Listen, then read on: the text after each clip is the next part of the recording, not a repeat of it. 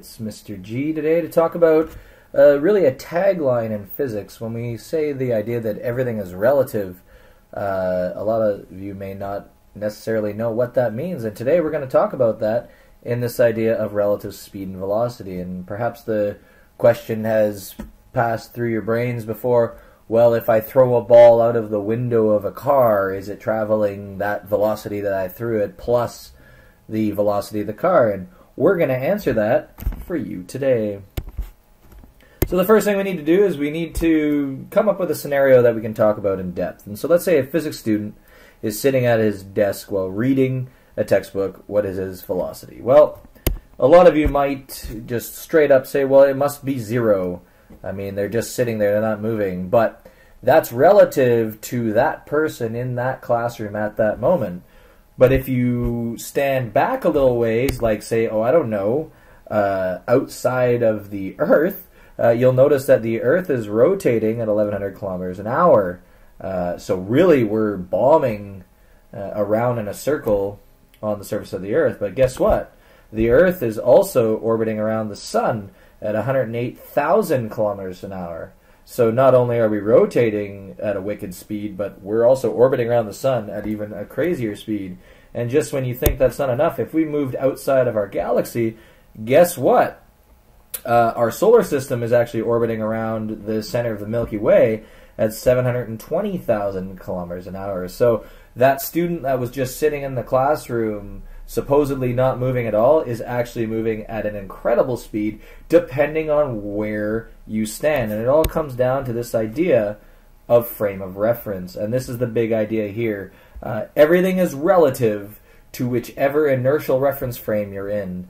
And that's really the crux of this idea of relative speed and velocity. So how can I better help you visualize this particular idea? Well, let's imagine you're driving through a snowstorm, and there's this beautiful video that was on YouTube that clearly demonstrates this. You'll notice that it was originally falling down, and now look at it. It's actually traveling at you because now you're in a car that's moving forward. But now all of a sudden, let's look to the side, and now if you're looking out of the car, look at the snow relative to us is moving to the left, and then if you look behind, now the snow is moving away from us, and now it's moving to the right. It doesn't matter which way you look. Relative to you, the snow is actually moving in different directions and at different speeds. So the question is, just how fast is it going, and how do we know what direction it's going in? And again, it comes down to this frame of reference. So let's get into a mathematical type question. Let's say a man walks in to the right with a velocity of 2 meters per second on a platform that moves with a velocity of 1 meter per second, also to the right. And the first question you might ask is, okay, well, what is the person's velocity relative to the platform? That's the key right there, relative to the platform. Well, imagine putting a box around the platform so that they can't see that they're moving, or you can't see that they're moving at some velocity to the right. What would you think you were doing? Well, you'd think you were just walking across a floor at whatever velocity you're going at. So your frame of reference in this case is the platform. And the velocity you're traveling at on the platform, because your reference frame is the platform, is just 2 meters per second. The velocity of the platform is irrelevant because we've moved our inertial reference frame right on top of the platform. But what now if we move off the platform and we're on the ground? Well, relative to the ground, our reference frame, again, is the ground in this case.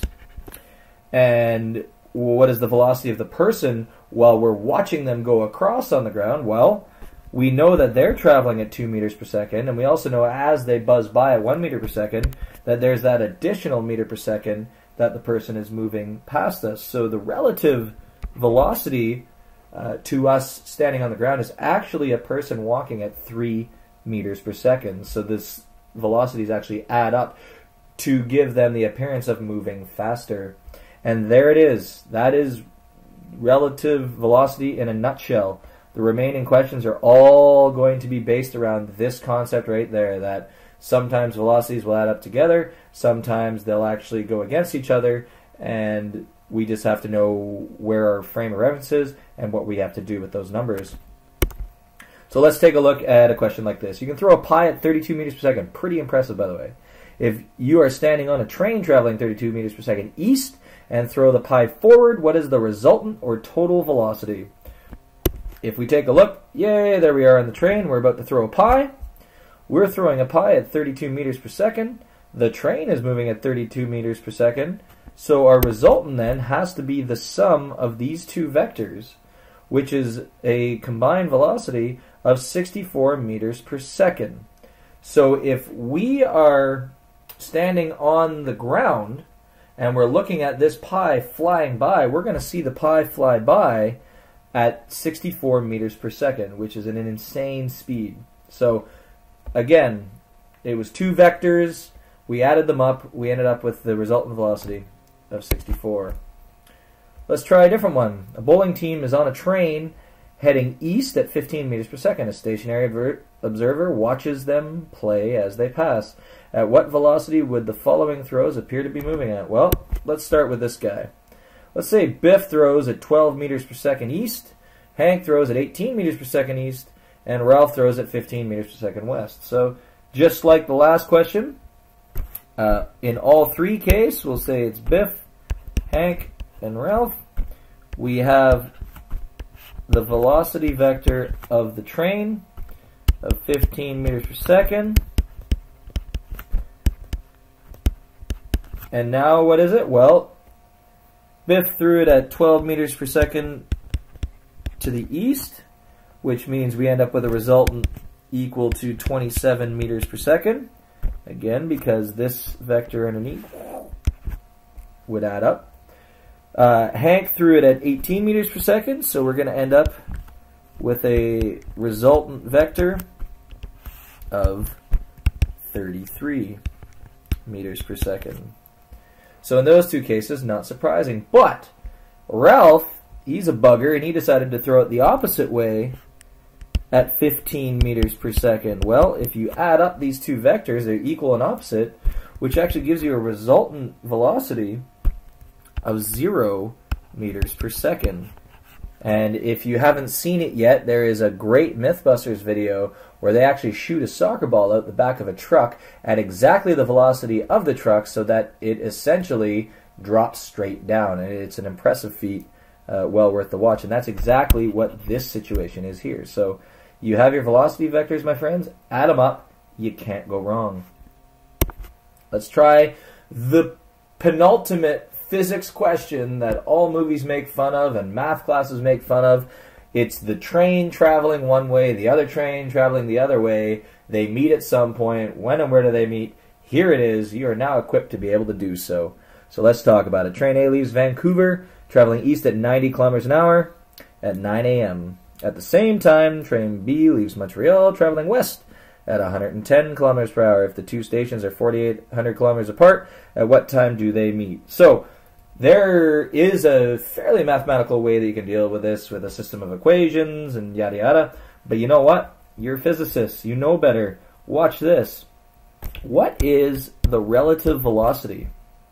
Well, we know that we are traveling towards the one train at 90 kilometers an hour and the other train is moving towards us at 110 kilometers an hour, which means we're actually traveling at a relative velocity of 200 kilometers per hour. Think about that for a second. We're traveling 90 towards it, and it's traveling 110 kilometers towards us, which really means that if we were the only train moving, we'd be having to travel towards Montreal at 200 kilometers an hour. Well, why is that useful? Because we have a velocity which we're going to call constant. We know the distance traveled. We can solve this using velocity equals distance over time. And if we solve for time, we get time equals distance over velocity, which equals 4,800 kilometers divided by 200 kilometers per hour, which gives us a final time of 24 hours. So you'll notice that we don't need anything to be converted here. We have the distance in kilometers and the velocity in kilometers per hour, so all the units cancel out properly. And all we need to know is when they meet. Well, based on these relative velocities, we can come to that solution quite easily. Now, where are they when they meet? That's a slightly different question. And when this is the case, we know that they're going to meet 24 hours into their travels, which means we can just use the velocity of either train. In this case, I'm going to use the velocity of train A, which equals the distance of train A over the given time. And we want to find out where they meet. Well, distance A then is equal to the velocity of that train times the time that they meet, which equals 90 kilometers per hour times 24 hours, which gives you a distance traveled 2,160 kilometers. But where? Well, we know that we've dealt with the velocity of the train leaving Vancouver, and we know it's traveling east, which means this has to be 2,160 kilometers east of Vancouver. Could we come up with a solution how many kilometers west of Montreal? Absolutely, but I chose the velocity and the train that I wanted to deal with, and there it is, my friends. The question that has stumped great minds for years, you have just solved it in a couple minutes. So finally, if we say something like this, if the conductor of train A notices that it takes exactly 3.2 seconds for train B to pass it, what is the length of train B?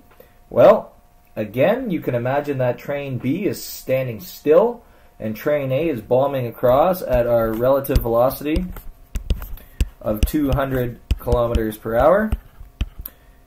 In this case, because we're dealing with a time in seconds, it probably makes sense to convert this into meters per second. Hopefully everybody remembers where 3.6 comes from, which means the distance traveled is equal to velocity times time, which is equal to 55.56 meters per second times 3.2 seconds, which gives us a final distance of 180 meters, which, based upon the setup of the question, that has to be the length of the train. So there you go. Relative speed and velocity, it all depends on your frame of reference. Once you establish your frame of reference, all the velocities around you can be associated with that. So good luck. Take your time. Make sure you draw your vector diagrams very accurately. Good luck.